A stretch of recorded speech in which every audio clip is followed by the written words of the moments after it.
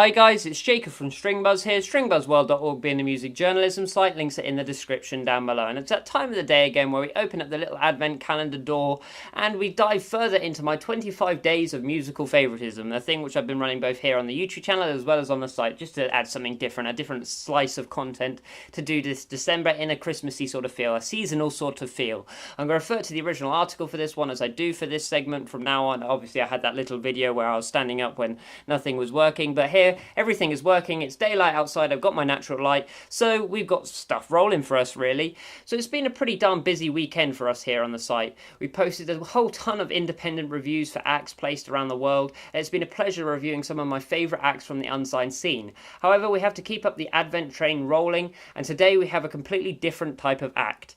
Antonio Carlos Jobim is a Brazilian bossa nova guitarist who has written some of the most famous pieces in his genre to date, as well as all music today. I see a lot of his music is coming back just as strong now as it was 20 years ago. When I used to pick up and play my acoustic guitar, I always used to play, your usual type of folky and country type stuff, and every now and then I'd slip in your average Spanish style piece, maybe a little bit of flamenco. But when I started to listen to Antonio, my whole perspective shifted. I saw a concentration on chordal routine and groove, and it inspired me to learn more. I started picking up these jazzy chords and playing in all sorts of weird time signatures, and I saw my instrumental capabilities improve because of it. Of course, we've all probably heard tracks like The Girl from Ipanema from Antonio, but he was the first really to make Brazilian bossa nova music commercially successful globally. I still hear a lot of his music being played over here in the UK.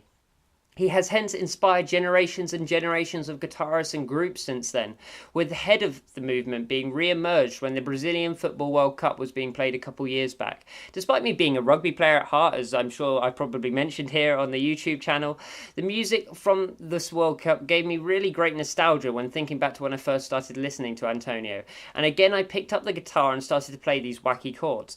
I then went on to use these chords and these wacky chord progressions in my prog tracks, which I started to write. What I learned from him and his style of playing really influenced what I went on to do instrumentally myself, and I still stick to that this day. Even when I was doing my ambient stuff, I was using chordal routines which were very similar to that old style of Brazilian bossa nova. He also taught me a lot about pulse, groove and progressions, which I use a lot when reviewing music.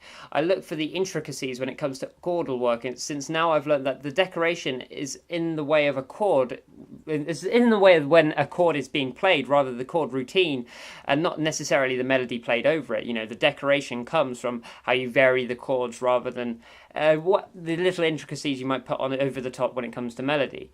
So yet again, it's another worthy candidate on this advent calendar. So I hope you enjoyed this video. Leave a like if you did, subscribe to see more, and I'll see you around next time. Bye bye.